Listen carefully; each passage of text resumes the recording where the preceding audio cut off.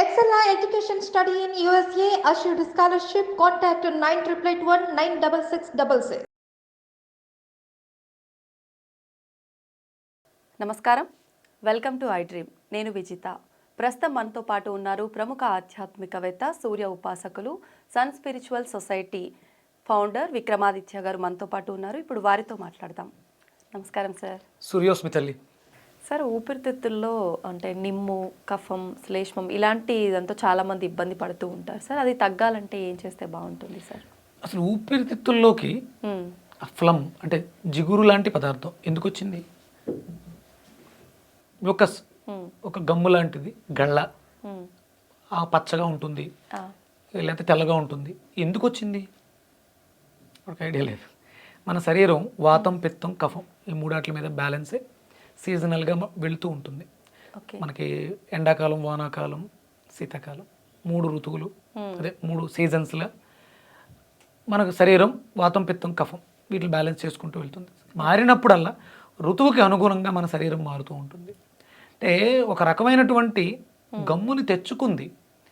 మనం ఇంతకు ముందు ఏమన్నా కఫాన్ని వేసాము లోపల? లేదు సార్. గళ్ళ, జిగురు లాంటి పదార్థాన్ని వేసాం. అది ఎందుకు వస్తుంది అంటే మన శరీరం ఎసిడిక్ నేచర్గా మారిపోతుంది. ఊపిరి తీసుకోవడానికి ఇబ్బంది పడుతుంది, మాట్లాడడానికి అది కుదరట్లేదు. కాబట్టి ఆ జిగురు దాని చుట్టూ ఏర్పడుతుంది, శరీరం తయారు చేస్తుంది. అంటే మనం వేరే ఏదో పొరపాటు చేస్తున్నాం కాబట్టి ఊపిరితిత్తులను రక్షిద్దామన్న ఉద్దేశంలో తెల్లగా వచ్చింది. అయినా సరే మనం ఆ పొరపాటు కంటిన్యూ చేస్తున్నాం. ఇన్ఫెక్షన్ వచ్చింది. ఆ ఇన్ఫెక్షనే రంగు మారింది. మనకి పచ్చగా తెల్లగా ఉన్నంత వరకు ఫస్ట్ స్టేజ్లో ఉంది. రంగు మారింది, ఇన్ఫెక్టెడ్ లంగ్స్. అది తగ్గినప్పుడల్లా ఎల్లో కలర్లో బయటకు వస్తూ ఉంటుంది. అప్పుడు ఇన్ఫెక్షన్ వచ్చింది. మనం వెంటనే డాక్టర్ దగ్గరికి వెళ్తే దగ్గితే ఇలా కళ్ళు ఈ రంగు, అలా కూడా అడుగుతారు కఫం ఏ రంగులో ఉంది అని అడుగుతారు. ఆ ఉన్న రంగును బట్టే వాళ్ళు ఓకే ఇన్ఫెక్షన్ ఈ స్టేజ్లో ఉంది కాబట్టి మనం వీళ్ళకి యాంటీబయాటిక్ ఇస్తాం. యాంటీబయాటిక్ ఇవ్వడం వల్ల ఏమవుతుంది? అక్కడ ఉన్నటువంటి గమ్ము గట్టి పడిపోయి ఆ ఊపిరితిత్తు పొరల్లోకి వెళ్ళిపోతుంది. సమస్య తీరలా, సమస్య అక్కడే ఉంది, సప్రెస్ అయింది, మూసేసింది. మళ్ళీ మనం తప్పు చేసాం. మీకు యాంటీబయాటిక్ ట్యాబ్లెట్లతో పాటు ఇంకొక ట్యాబ్లెట్ ఇస్తారు బిఫోర్ ఫుడ్ అని. ఏంటది? యాంటాసిడ్. అంటే ఇది ఎందుకు వచ్చింది? ఎసిడిటీ పెరగటం వల్ల ఊపిరితిత్తులలో ఏదైతే డ్యామేజ్ రావడం వల్ల దాన్ని అలా కాకుండా స్మూత్గా చేద్దామని జిగురుని తెచ్చుకుంది. మనం మళ్ళీ యాంటీబయాటిక్ వేసి దాన్ని చెరిపేసాం. మనం ఎసిడిటీని, అల్సర్ని తగ్గిస్తే ఊపిరితిత్తులు నార్మల్గా అవుతాయి. ఇది ఎక్కడ బయట నుంచి రాలేదమ్మా, మనం లోపల వెళ్ళా. మనం వేసిన ఒక చెత్త అంటే మసాలాలతో అధికంగా ఉన్నటువంటి ఎసిడిక్ నేచర్ కలిగిన అరుగుదల సరిగా లేని పదార్థాలు వేయటం వల్ల అవయవాలని కాపాడుకోవడానికి శరీరం చేసినటువంటి ప్రక్రియ. ఒక అగ్గిపుల్లతో ఇక్కడ కాల్చా, కాలింది. కాసేపటికి ఏమైంది? బొబ్బ. ఎందుకు వచ్చింది? కాలింది కాబట్టి బొబ్బ వచ్చింది. అక్కడ ఒక డ్రాప్ వాటర్ వస్తుంది. వాటర్ నువ్వు పోసావా? లేదు. వాటర్ ఎక్కడుంది? బాడీలోంచి. ఎక్కడుంది? శరీరానికి అంటే అంత స్పృహ ఉంది దానికి. వాటర్ని ఎందుకు తెచ్చింది అక్కడికి అంటే ఈ వేడి వల్ల చర్మం ఉడికిపోతుందేమో, ఆ కణాలు డ్యామేజ్ అవుతాయని ఎక్కడ నుంచో ఉన్న వాటర్ని అంతా తీసుకొచ్చి అక్కడ పెట్టేసింది. చల్లగా చేద్దాం, వేడెక్కకుండా ఆపుదాం. శరీరానికి ఇంత స్పృహ ఉంది. ఇప్పుడు నేను ఇబ్బంది పడుతున్నాను మాట్లాడడానికి.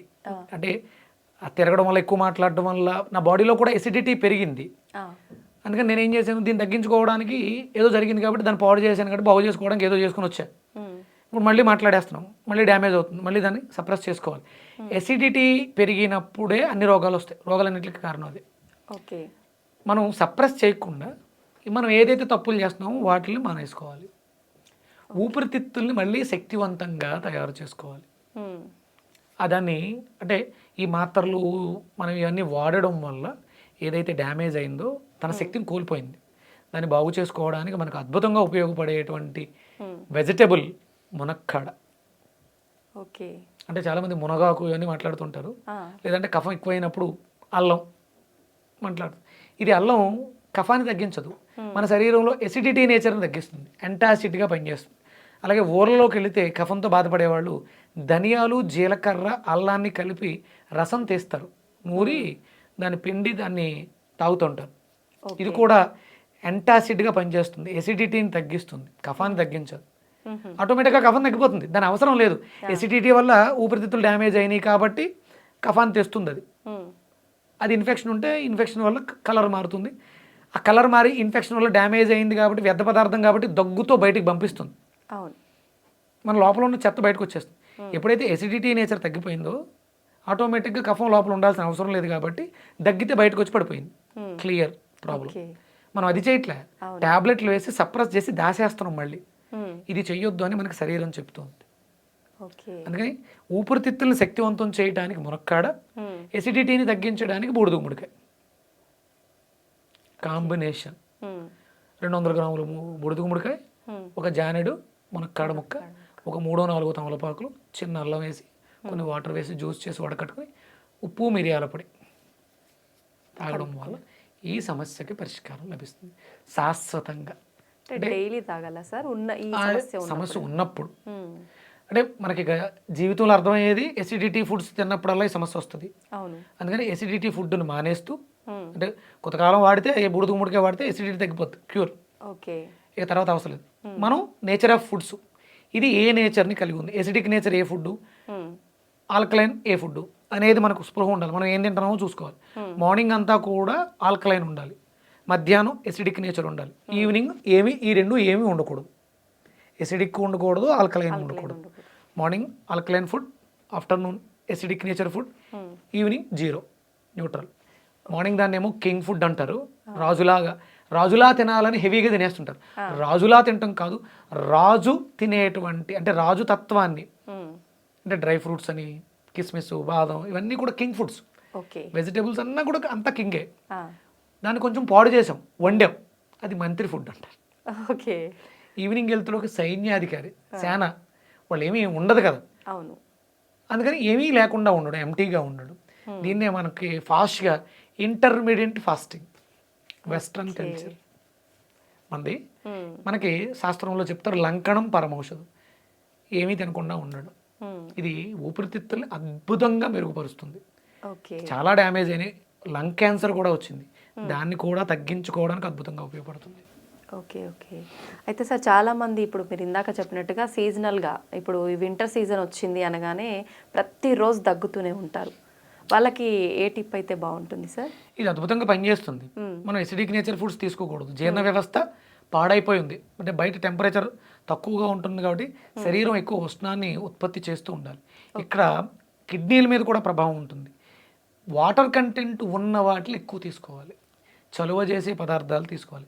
అందరూ సమ్మర్ చలువ చేసి ఎక్కువ తీసుకుంటూ ఉంటారు, వేడి చేస్తుంది, కానీ వింటర్లోనే ఎక్కువ తీసుకోవాలి. ఎందుకంటే బయట టెంపరేచర్ని మేనేజ్ చేయడానికి మన టెంపరేచర్ లోపల ఉష్ణం పెరుగుతుంటుంది.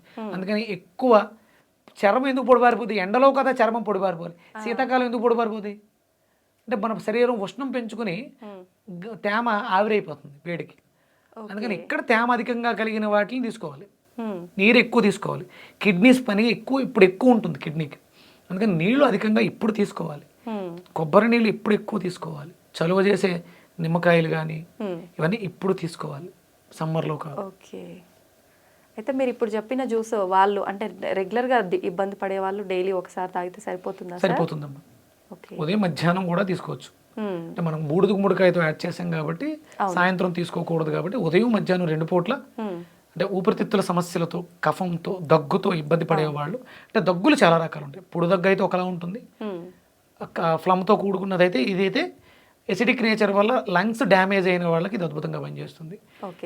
మామూలుగా డ్రై కాఫ్లు, పడుకుంటే దగ్గు ఇలాంటివి ఉంటాయి, అవి మనం నెక్స్ట్ ఎపిసోడ్లో మాట్లాడవచ్చు. తప్పకుండా సార్. Thank you sir. సూర్యస్మతి.